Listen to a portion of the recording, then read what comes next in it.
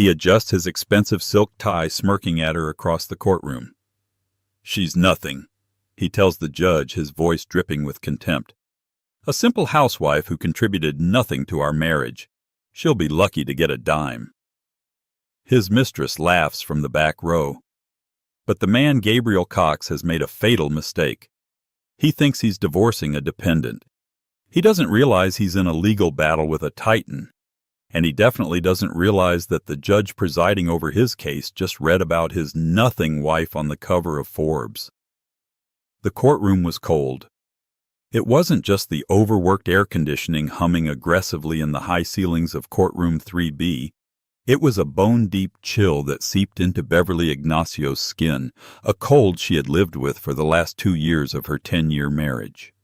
She sat perfectly still, her hands folded in her lap, her spine straight. Her attorney, Lena Benton, a sharp woman with a gaze that missed nothing, sat beside her, a single perfectly organized file on the table before them. Across the room, her soon-to-be ex-husband, Gabriel Cox, was the exact opposite. He couldn't sit still. He bounced his knee. He whispered to his lawyer, Robert Snyder.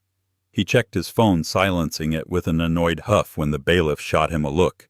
He looked bored, impatient, as if this entire proceeding was a bureaucratic hassle preventing him from getting to his afternoon golf game. In the back row, a young woman with bleached blonde hair and a dress that was too tight and too bright for a divorce court proceeding, Tiffany Shaw, watched with a smug, predatory grin. Every time Greg looked back at her, she'd blow him a tiny, mocking kiss. Beverly focused on a crack in the plaster above the judge's bench. She breathed in, counted to 4. She breathed out, counted to 6. It was a meditation technique she'd learned to survive the shouting, to survive the gaslighting, to survive being called nothing so many times, she'd almost started to believe it. "We are here for the matter of Cox v. Ignacio," Judge Helen Kress announced, her voice flat and neutral as she looked over her docket. "Mr. Snyder, please begin with your client's petition." Robert Snyder, a man who looked like he'd been perpetually slicked down with cheap hair gel, stood up. He buttoned his shiny suit jacket, which strained slightly over his stomach. "Thank you, Your Honor," Snyder began, his voice booming with false sincerity. "We are here today to finalize the dissolution of the marriage between Mr. Gabriel Cox, a successful entrepreneur and pillar of his community, and Ms. Beverly Ignacio." He gestured vaguely toward Beverly, as if she were a piece of furniture. "Your Honor, this is a simple, straightforward case. Mr. Cox has been the sole provider for the entire duration of their 10-year union. He built a life for them from nothing. He provided the home. He provided the lifestyle. He provided the very funds Ms. Ignacio used for her personal expenses and hobbies." Beverly's jaw tightened, but her expression remained serene. Hobbies. And what was Ms. Ignacio's contribution? Snyder continued, turning to pace in front of the judge. "Regrettably, Your Honor, nothing." The word echoed in the quiet room. It was Greg's favorite word for her. Nothing. Beverly felt Lena Benton's hand rest gently on her forearm, a silent "stay calm." Ms. Ignacio was by definition a dependent, a homemaker who in the last few years ceased even to manage the home. She offered no financial contribution, no emotional support, and as Mr. Cox will testify, she became a drain on the marital assets and his own well-being. Greg nodded gravely, putting on a performance of a deeply wounded man. "Therefore, Your Honor," Snyder said, moving in for the kill, "we are petitioning for an equitable, which in this case means unequal distribution of assets. Mr. Cox, as the sole earner, petitions to retain the marital home on Willow Creek Drive, its contents, the 2024 BMW X7, and the recreational boat. Furthermore, given Ms. Ignacio's complete lack of employment history and her clear financial dependency, we believe his petition to not pay spousal support is more than generous. He simply wishes to be done with this entanglement." Snyder sat down, looking pleased with himself.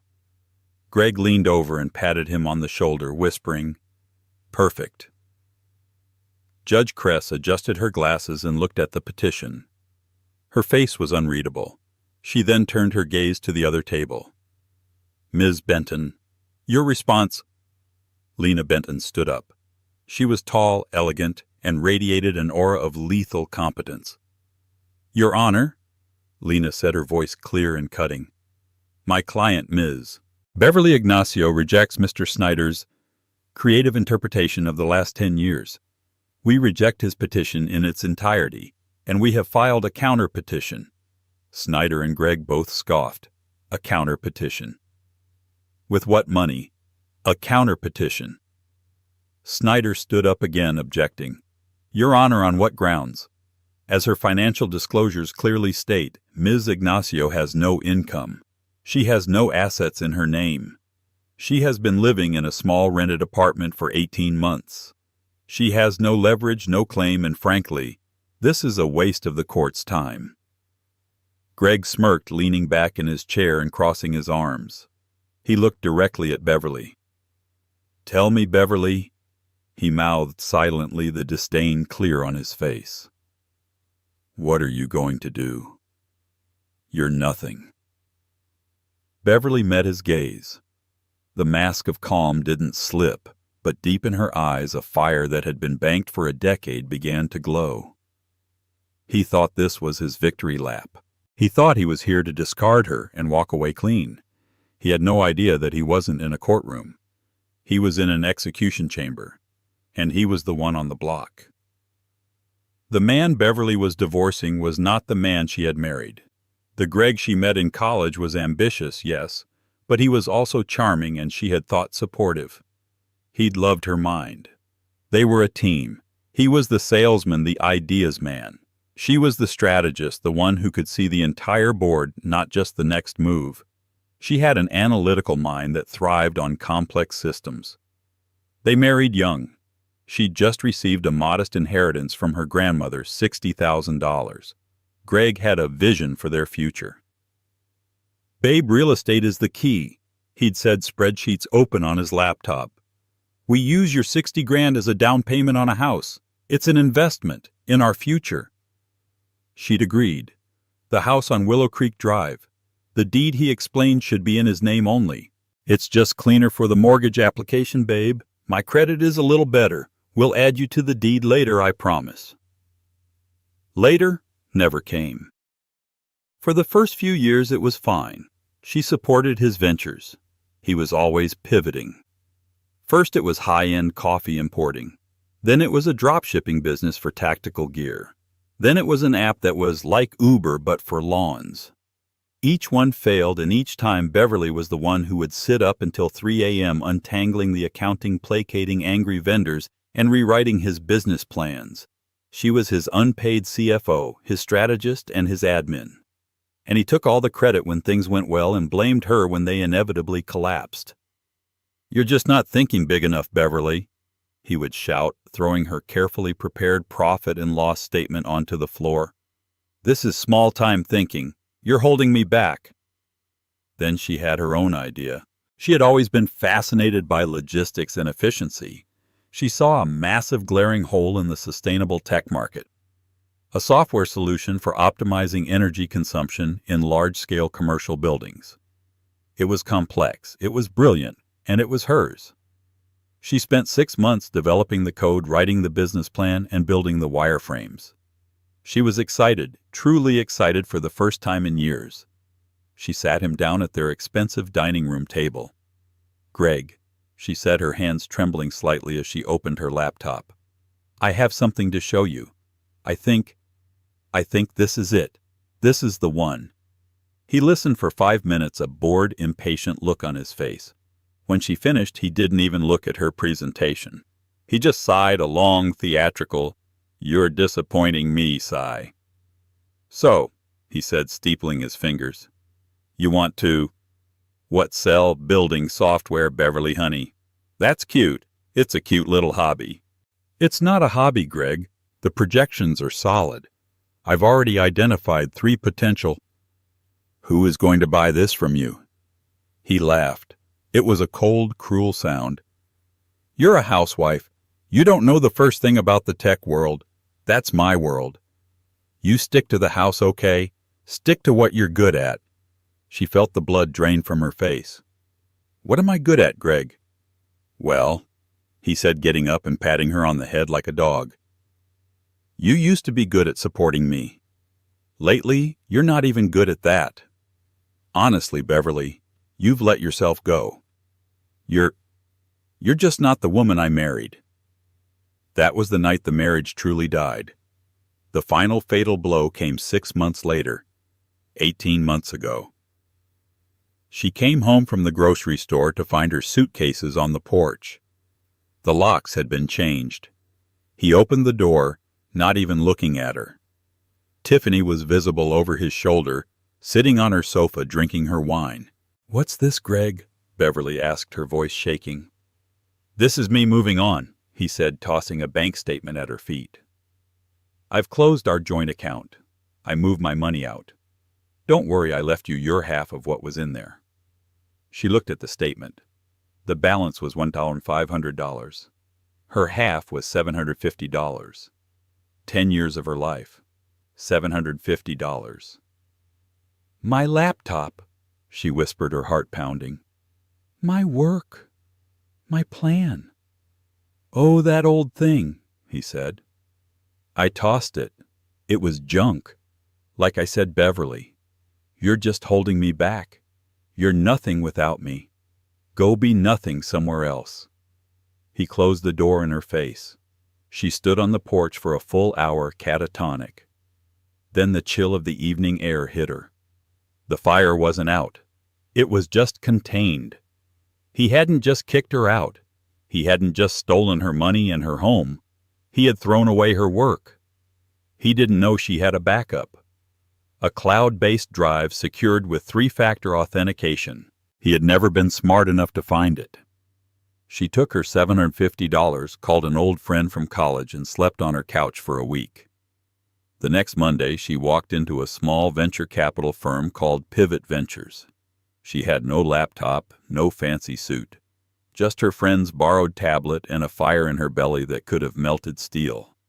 She walked out 3 hours later with $500,000 in seed funding. She rented a tiny apartment and a small windowless office that was more of a garage.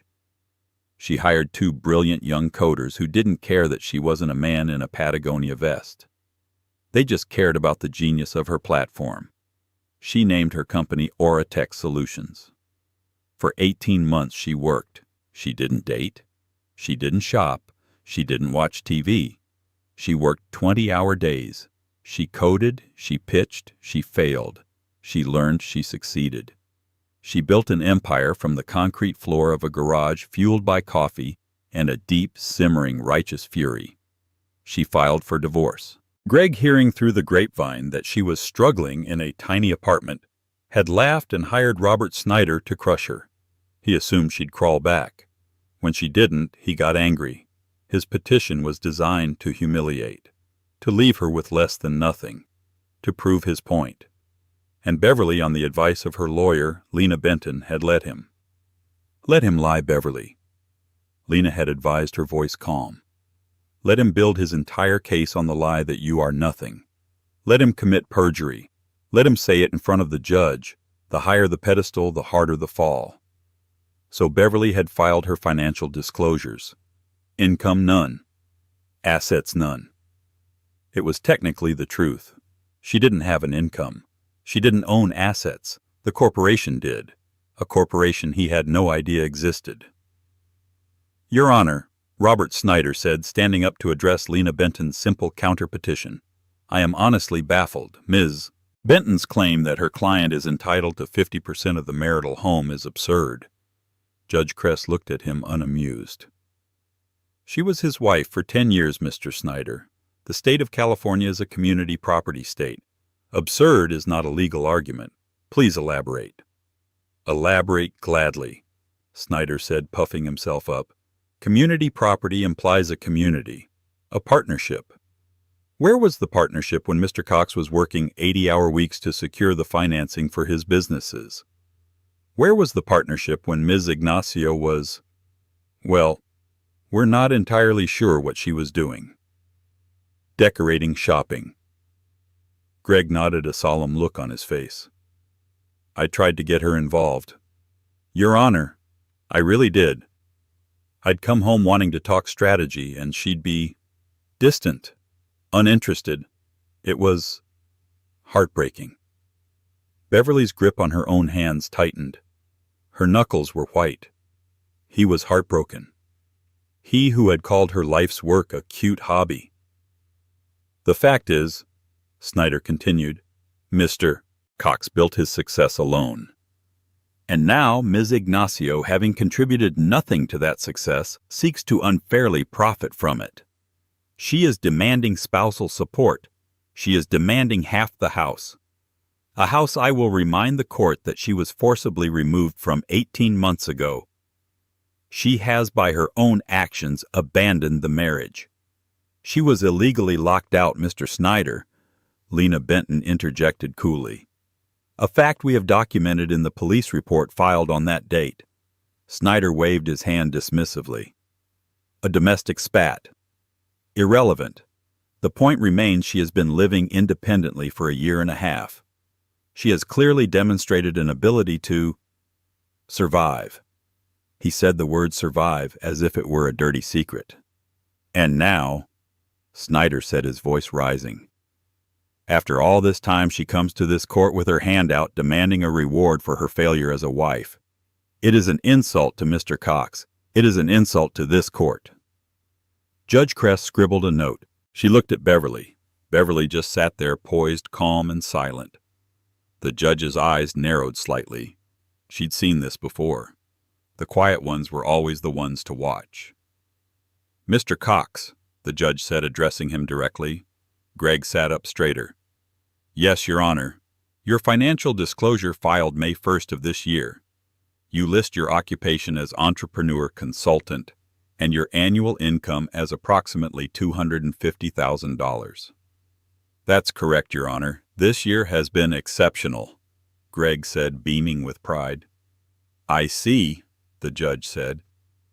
And you list your assets as the home on Willow Creek, the 2024 BMW, and a brokerage account with a balance of $45,000. Correct. And your debts?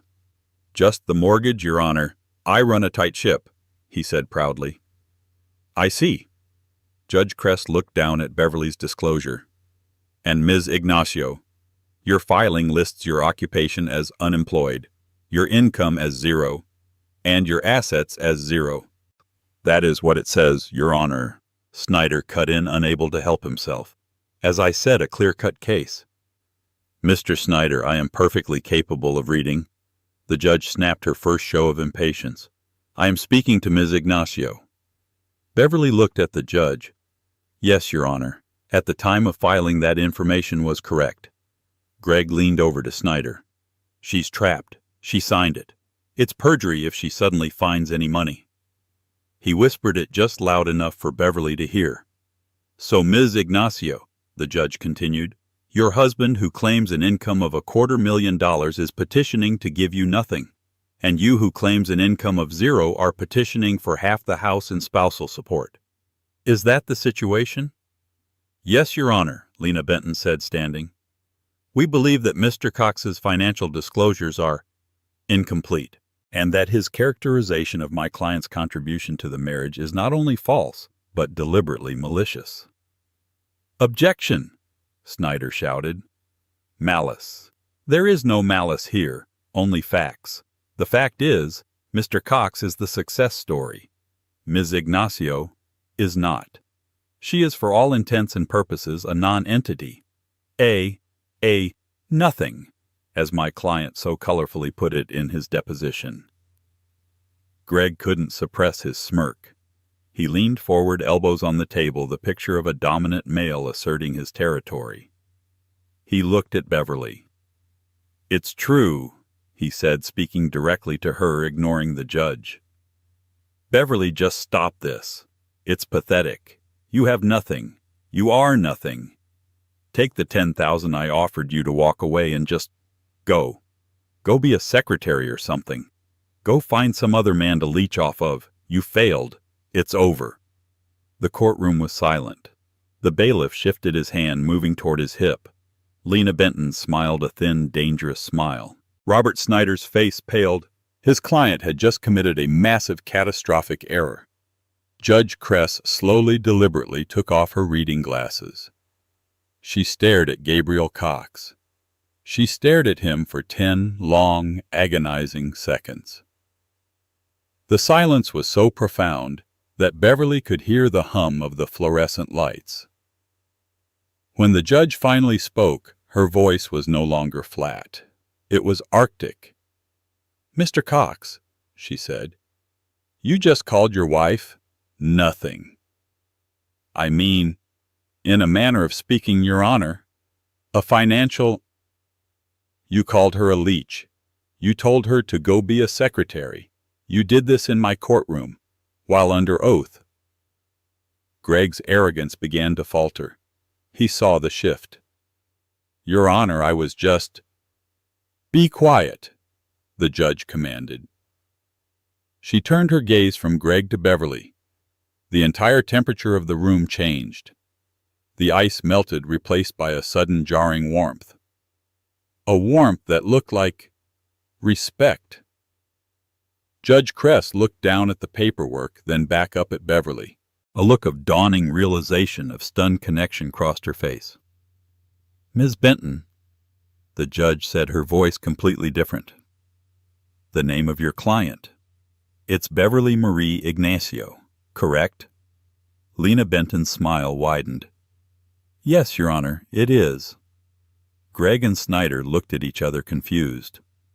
What did her middle name matter? Judge Kress turned her computer monitor slightly. She typed something. She clicked. She read. Her eyebrows shot up. She looked back at Beverly, not as a judge to a defendant, but as one professional to another. "Forgive me," the judge said, and the entire room gasped. A judge. Apologizing. "I've been buried in municipal bond cases all week." Judge Kress said, a small, awestruck laugh in her voice.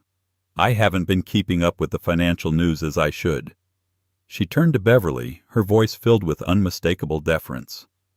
"Madam CEO," she said, "I must say it is an honor to have you in my courtroom. I just read the feature on Oratech in the Wall Street Journal." The words Madam CEO hung in the air, vibrating with power. Gabriel Cox's smirk froze, then shattered.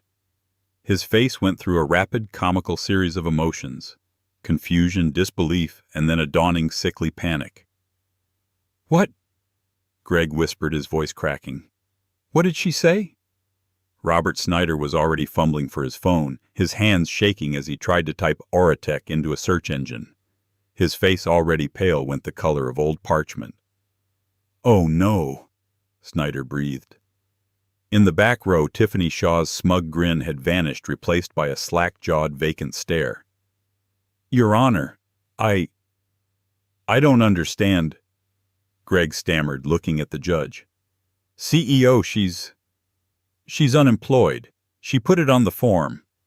Judge Kress ignored him, her entire focus on Beverly. "The acquisition by Nexus Industries," the judge continued, as if they were the only two people in the room. $800 million. That is astounding. Your software platform is revolutionary. My son-in-law is in commercial real estate. He says your Aura system is changing the entire industry. He says it's trimming energy costs by 40%. He calls it the new standard. Beverly finally allowed herself a small, polite smile. She inclined her head. "Your Honor is very kind. We've been fortunate. It was a lot of hard work." "Madam CEO," Greg said again, louder this time. He stood up, his chair scraping violently against the floor. "What is this? What is this joke, Beverly? Tell them! Tell them! It's a lie." "Mr. Cox, sit down," the bailiff barked. "No. She's lying," he yelled, pointing a trembling finger at Beverly. She's nothing. She lived in a garage. She's unemployed. This is a trick." Lena Benton stood up, calm as a glacier. Your Honor, if Mr. Cox and his counsel had bothered to do even the most basic due diligence, or perhaps read a newspaper, they would know. But my client was not technically lying on her disclosure. How is this not a lie? Snyder shrieked, finding his voice. He held up his phone, the screen showing the Forbes landing page. The headline, From Zero to Hero, How Beverly Ignacio Built a billion-dollar Tech Empire in 18 Months. Right below it was a picture of Beverly, not in the simple linen dress she wore today, but in a sleek, powerful dark blue suit standing in a vast sunlit atrium. She looked like a queen. It says here, billion. Snyder whispered, his own legal career flashing before his eyes. As I said, counsel, Lena continued, Ms. Ignacio filed her disclosure on May 1st. At that time, she was not unemployed. She was the founder and CEO of a private corporation, Aura Tech Solutions. She drew no salary. Her income was zero. She owned no personal assets. Her assets, 100% of the company stock, were held in a blind trust managed by the firm of Latham & Watkins. She lived off a modest stipend from the corporation, as advised by her financial team to minimize personal tax exposure during the acquisition phase. Lena walked forward and placed a new, much heavier file on the judge's bench. The acquisition by Nexus Industries, Your Honor, closed 2 days ago, Lena announced, for a final sale Cox of $850 million. After capital gains tax and paying her investors, my client's personal liquid net worth is approximately $612 million. Clack. The sound was Robert Snyder's phone slipping from his nerveless fingers and hitting the table. Greg Cox made a small choking sound. He sank back into his chair, his eyes wide and vacant. He looked at Beverly, but he wasn't seeing the woman he'd abused. He was seeing a ghost. He was seeing a number. 612,000. 600, he mouthed. Judge Kress looked through the file, her expression grim. Ms. Benton, this is an extraordinary development. And Mr. Snyder, your client's petition is based on a, shall we say, a profound misrepresentation of reality. But, Your Honor, Snyder sputtered, we were not informed. This is a deception. She hid these assets. Excuse me, counselor. Lena's voice was sharp steel. Did I hide them, or did your client build his entire case on a fantasy born of his own arrogance? My client was under no obligation to correct his delusional narrative. He called her nothing. He insisted she contributed nothing. We simply waited for him to say it under oath in a court of law. Lena turned to Greg. You said you were the ideas man, Mr. Cox. The entrepreneur. It's funny we have your tax returns for the last 10 years. Your ventures have a cumulative net loss of $1.3 million. My client, Madam CEO, built an $850 million company in 18 months from a garage using the business plan you threw in the trash. Greg was breathing hard, hyperventilating. The color had drained from his face, leaving a pasty grayish tint. You, he stammered, pointing at Beverly. You stole from me. That idea, that was my idea. Beverly let out a single sharp laugh. It was the first sound she'd made, and it cut through the room like a scalpel. Your idea, Greg, she said, her voice clear and strong. You told me it was a cute hobby. You said, and I quote, "Who is going to buy this from you?" She stood up, walking slowly toward the center of the courtroom. She felt no fear. She felt no chill. All she felt was the righteous burning heat of the fire she had nurtured. You called me a leech, Greg, but who was really the leech who took my $60,000 inheritance? Who put my house in his name? Who lived off my unpaid labor for 10 years while his businesses bled us dry? She turned to the judge. Your Honor, Mr. Cox's financial disclosures are not just incomplete. They are fraudulent. What? Snyder yelped. My legal team, which I assure you is significantly more competent than Mr. Snyder, conducted a forensic audit of Mr. Cox's finances, The exceptional $250,000 income he claimed, it's not from consulting. Lena Benton handed another file to the judge. 3 months ago, Beverly continued, sensing that this divorce was coming, Mr. Cox liquidated $250,000 from a joint brokerage account, an account he forgot to disclose to the court, and one he illegally locked me out of. He transferred it to a private account in the Cayman Islands, an account in the name of Ms. Tiffany Shaw. In the back row, Tiffany let out a small squeak. He wasn't building a business, Your Honor, Beverly said, her voice ringing with power. He was stealing. He stole from me, just like he stole my home, just like he stole my work. She stopped directly in front of Greg's table. He cowered, looking up at her like she was a goddess of vengeance. You called me nothing, she said, her voice low and dangerous. You built your case on it. You perjured yourself on it. You're right, Greg. I am nothing. I am nothing like you, and I am done. Judge Kress's face was a thundercloud. She stared at the documents Lena Benton had provided, the offshore bank transfers, the deed to the house with the original down payment receipt from Beverly's inheritance, the sworn affidavits from Greg's business partners, confirming he had in fact contributed nothing but hot air. Mr. Snyder, the judge said, her voice lethally quiet. You have 30 seconds to explain why I shouldn't hold both you and your client in contempt of court for filing a fraudulent disclosure. And for perjury. Robert Snyder looked like a man who had just seen a ghost. He was stammering, shuffling papers, his professional veneer completely dissolved. Your Honor, we were operating on the information provided my client. Mr. Cox, he assured me. He assured you, Judge Kress thundered, her voice suddenly booming. Did he assure you that he was committing felony bank fraud? Did he assure you that he was hiding marital assets offshore?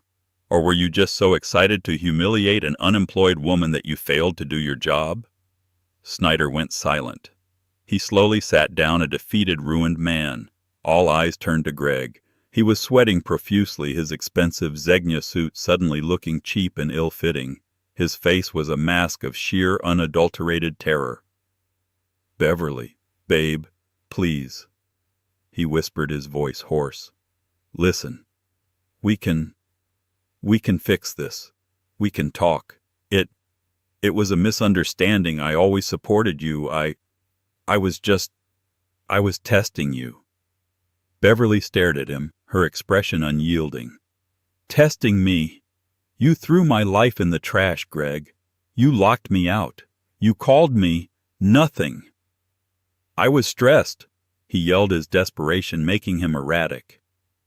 The pressure, I built us that life. You owe me that company. That idea. You had it while we were married. That's marital property. It's half mine. The courtroom erupted in murmurs. He had just made his final fatal mistake. Half yours, Lena Benton repeated, stepping forward. Mr. Cox, you truly are magnificent. Your Honor, I'd like to submit Exhibit D. This is the original business plan for Auratech Solutions dated 2 years ago. And right here is the email chain where my client presented it to Mr. Cox. She put the printouts on the projector. The entire court could read Greg's response. This is cute, Beverly. A cute little hobby. Stick to what you're good at. This is my world. And, Lena continued, we have the affidavit from Mr. Cox signed when he kicked my client out of her home, stating that he was solemnly and completely dissolving their partnership and that any future hobbies or debts she incurred were hers and hers alone. He had his own lawyer draft it to avoid liability for her future failures. He signed it. He emancipated himself from her business. Lena smiled. Your Honor, Mr. Cox didn't just reject the business, he disowned it. He legally severed himself from it in writing. He cannot now in good faith claim community property on an asset he declared, and I quote, worthless. He wanted no part of her failure. Well, he gets no part of her success. Greg Cox stopped breathing. He understood. He had, in his own arrogant attempt to protect himself from her debt, signed away his claim to a billion-dollar empire. But the house, he sputtered, grasping at straws. The house is in my name. She has no claim. The house, Beverly said, her voice like ice, was purchased with a $60,000 down payment from my inheritance. A fact we have the bank transfer to prove. He put his name on the deed and promised to add mine later. He never did.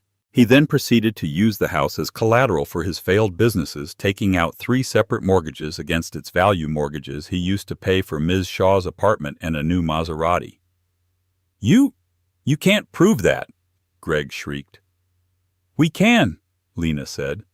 We have the loan applications, and we have the bank statements from Ms. Shaw's account showing the deposits. Which, by the way, she will now be liable for, as she was a knowing participant in the fraudulent conveyance of marital assets. I believe the term for her legally is co-conspirator. In the back row, Tiffany Shaw burst into tears. I didn't know. He told me it was his money. It wasn't, Beverly said.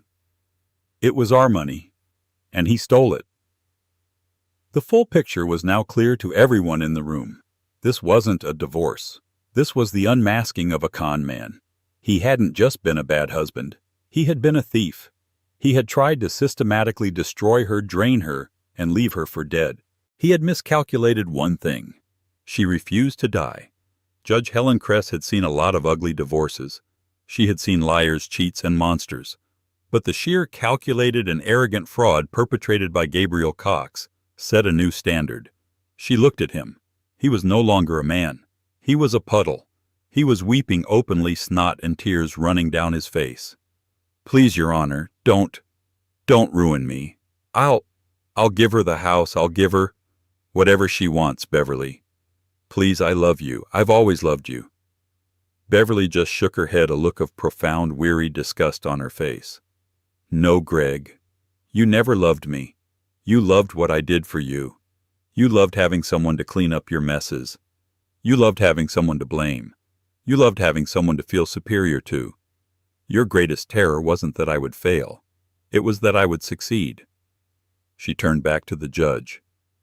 Your Honor, we are no longer asking for 50% of the house. We are no longer asking for spousal support. Greg's head snapped up, a wild, desperate hope in his eyes. Instead, Beverly continued, we are demanding the following. 1. The immediate court-ordered sale of the property on Willow Creek. 2. We demand 100% of the proceeds from that sale as reimbursement for the initial stolen inheritance and the subsequent fraudulent loans taken against it. 3. We demand the immediate liquidation and seizure of the $45,000 brokerage account and the $250,000 hidden in the Cayman account. 4. We demand Mr. Cox be held responsible for 100% of my client's legal fees, which, given the team of forensic accountants we had to hire from Cox Waterhouse Coopers, are substantial. 5. We demand a permanent restraining order. And finally, we demand the court refer Mr. Cox to the district attorney's office for criminal prosecution on charges of perjury and felony fraud. Each demand was a nail in Greg's coffin. He was shaking, his sobs turning into high-pitched, desperate wheezing. No, you can't. Judge Kress looked at the requests. She looked at the mountain of evidence. She picked up her gavel. Mr. Cox, she said, her voice ringing with judicial finality. You walked into this courtroom today under the assumption that you were the victim. You portrayed your wife as a nothing, a leech, and a failure. You did this, it seems, to conceal your own staggering history of financial and emotional abuse and to cover for your own criminal actions. Your Honor, please. Snyder tried, rising weakly. Sit down, counselor. You'll get your chance to speak at your own disbarment hearing. Snyder collapsed back into his chair. The court finds, Judge Kress announced, that Mr. Gabriel Cox has willfully and maliciously defrauded this court. He has committed perjury. He has hidden assets. He has for a decade systematically exploited his wife, Ms. Beverly Ignacio. The sheer scale of his deceit is matched only by the scale of his arrogance. She looked at Beverly, her expression softening. And Ms. Ignacio, Madam CEO, Your resilience is matched only by your brilliance. This court is in awe of what you have built." The judge turned back to Greg. The hammer was about to fall. On the matter of Cox v. Ignacio, I rule as follows. 1. The petition for divorce is granted. 2. Mr. Cox's petition for assets and his motion to deny spousal support are denied, in their entirety. 3. Ms. Ignacio's counter-petition is granted, in its entirety. 4. The house on Willow Creek is to be sold immediately with 100% of the proceeds awarded to Ms. Ignacio. 5. All disclosed and undisclosed bank accounts belonging to Mr. Cox, including the Cayman account, are to be seized and turned over to Ms. Ignacio as partial damages. 6. Mr. Cox will be responsible for all of Ms. Ignacio's legal fees, the sum of which will be determined by her counsel. 7. A permanent restraining order is granted. Mr. Cox is to stay 500 yards away from Ms. Ignacio, her home, and her place of business. The judge paused, then hit the gavel. Bang! "And finally," she said, looking at the bailiff, "Officer, please take Mr. Cox into custody. He is in contempt of court, and I am referring this entire case and Ms. Shaw's involvement to the DA for immediate criminal investigation." "No!" Greg screamed a primal sound of utter ruin. "No! Beverly, you can't do this.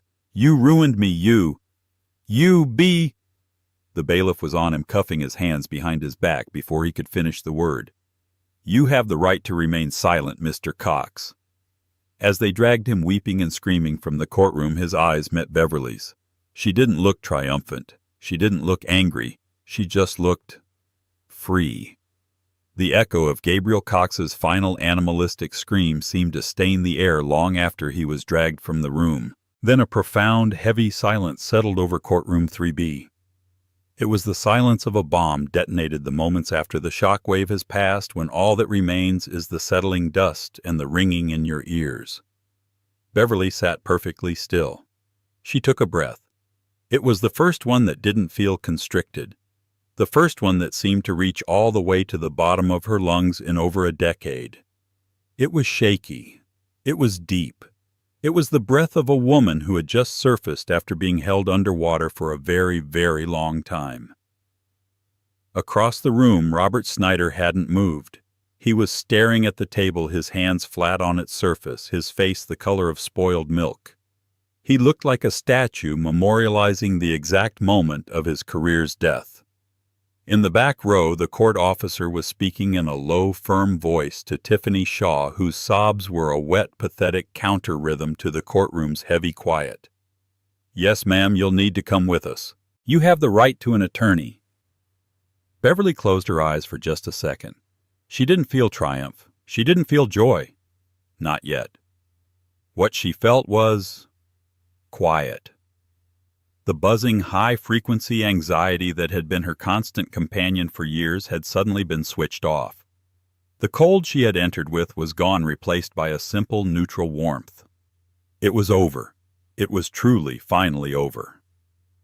Lena Benton began to slowly, methodically place her documents back into her briefcase. The quiet snick of the clasps locking shut was the only sound. She turned to Beverly, a small, brilliant smile touching the corners of her mouth. "Well," Lena said, her voice pitched for Beverly alone. "I'd say that went well." A small laugh, almost a gasp, escaped Beverly's lips. "You were brilliant, Lena. Absolutely brilliant." "You were the brilliant one, Beverly," Lena replied, her eyes sharp and full of respect. "All I did was present the truth you uncovered. You're the one who lived it. And you're the one who built the empire while living it." She paused, shaking her head as she glanced at Snyder's catatonic form. "To be honest, I've never had an opposing counsel do my job for me. Greg's entire case was a signed confession. His arrogance, it was a thing to behold. He wrote our closing argument for us every time he opened his mouth." "He was always his own worst enemy," Beverly said, her voice quiet. "He just needed a big enough stage to prove it."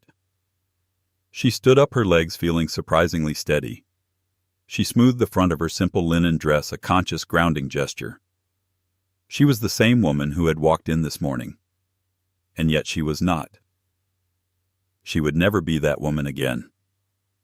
As she and Lena turned to leave, Judge Kress was stepping down from the bench.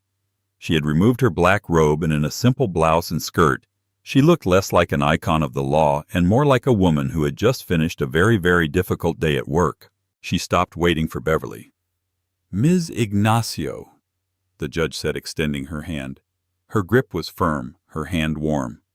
Beverly shook it. "Judge Kress, thank you for hearing me." "Don't thank me," the judge said, her expression softening with a mixture of professional admiration and personal sympathy. "You gave me the evidence. I just read the verdict.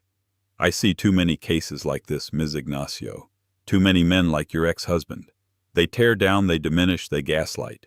They count on their victims being too broken to fight back." The judge held her gaze. "It is a rare and profound privilege to see justice so categorically served. What you did, building that company from the ashes he left you in, it's more than an inspiration." "I just did what I had to do to survive," Beverly said softly, the words feeling truer than ever. "You did more than survive, Madam CEO," the judge said, a respectful, knowing smile appearing on her face. "You conquered. Good luck to you." With a final appreciative nod, Beverly and Lena walked through the heavy wooden doors and into the marble hallway. If the courtroom was the quiet after the storm, the hallway was the storm itself. A wall of noise light and bodies hit them. Reporters who had clearly been alerted by someone inside scrambled microphones and phones thrust forward like weapons. The flash of cameras was a blinding nonstop strobe. "Ms. Ignacio Beverly, is it true your husband was arrested for fraud? Madam CEO, what's next for Oratech? How does it feel to win? Is it true you're worth nearly $1 billion? What do you have to say to your ex-husband?" Beverly faltered, her hand instinctively coming up to shield her eyes. This was new. This was terrifying. This was the part of her new life she hadn't prepared for. Lena put a steadying hand on her back, but before she could be overwhelmed, a broad, solid figure in a black suit materialized at her side. "This way, Madam CEO," a deep, calm voice said. It was Frank, her driver and head of her new security detail. He was an ex-Secret Service agent whom her board had insisted on hiring, and she had thought it was overkill. She suddenly deeply appreciated his presence. He didn't push. He didn't shove. He simply existed, a human shield creating a path of calm in the center of the chaos. He gently guided Beverly through the throng, Lena following in their wake. Beverly kept her head high. She didn't answer any questions. She didn't smile. She didn't scowl. She just walked her focus on the glass doors at the end of the hall. She was a CEO, and this was just another more aggressive boardroom. They burst through the doors onto the courthouse steps, the chaos multiplying. But Frank was already moving, opening the back door of a black gleaming Maybach that was parked illegally, but no one was ticketing it right at the curb. Beverly paused, turning to Lena. "Thank you, Lena, for everything." "The pleasure was all mine, Beverly," Lena smiled. "Go. Run your empire. I'll send you the final invoice. It will be substantial." Beverly laughed, a real, genuine laugh. "Send it. I imagine I can cover it." She slid into the plush, cream-colored leather of the Maybach. Frank closed the door. The thunk was immediate. It was absolute. The sound of a vault ceiling. The screaming, the questions, the flashing lights. All of it was instantly muted, reduced to a silent, frantic pantomime on the other side of the tinted, soundproof glass. The silence that enveloped her was absolute. It smelled of rich leather and polished wood. The car pulled away from the curb smoothly, silently. Beverly didn't look in the rearview mirror. She turned and looked out the side window at the courthouse as they turned the corner.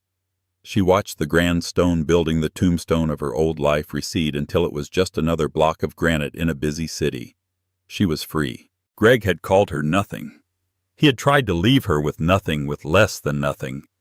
He had locked her out in the cold with $750 and a world of pain. She thought of that woman, the one who stood on the porch shivering, her entire world shattered. That woman was gone. She had been burned away in the forge of 20-hour workdays in the code she had written, until her fingers cramped in the terror of pitching to venture capitalists, and in the cold, hard satisfaction of building a thing that worked. The anger was gone. The hurt was gone. All that was left was a clean, cold, quiet sense of purpose. She turned away from the window and faced forward. She picked up her phone. It was buzzing, not with texts of congratulations or news alerts about her divorce. She'd muted those. It was a calendar notification. 2:00 p.m. board meeting, Nexus Industries, Global Integration Strategy Phase 2. She tapped the notification and opened her secure server. Her screen lit up, illuminating her face, and it was not the face of a victim. It was the face of a commander. She wasn't reading headlines about her past. She was analyzing real-time performance dashboards for her software, already strategizing her next move. Greg had forgotten one crucial thing. When you have nothing, you have nothing to lose. And when you have nothing to lose, you are free to build everything. The car sped silently toward the downtown skyline, carrying Beverly Ignacio away from the ashes of her past and toward the empire she had built. She was no longer just Beverly. She was in every sense of the word, Madam CEO. The gavel has fallen, and the truth has been revealed. Gabriel Cox thought he was silencing a nothing housewife, but he was actually trying to defraud one of the most powerful new CEOs in the country. Karma, as they say, always has a way of finding the right address. Beverly built an empire from the ashes of a cruel marriage, proving that the best revenge isn't just living well, it's building a billion-dollar company and watching your abuser get hauled away in handcuffs. What do you think of this incredible story of justice? Do you think Greg got what he deserved? Let us know in the comments below. We read every single one. And if you love stories where arrogance is shattered and the underdog rises, make sure you like this video, share it with someone who needs to see it, and subscribe to the channel for more true life drama. Don't miss what's coming next.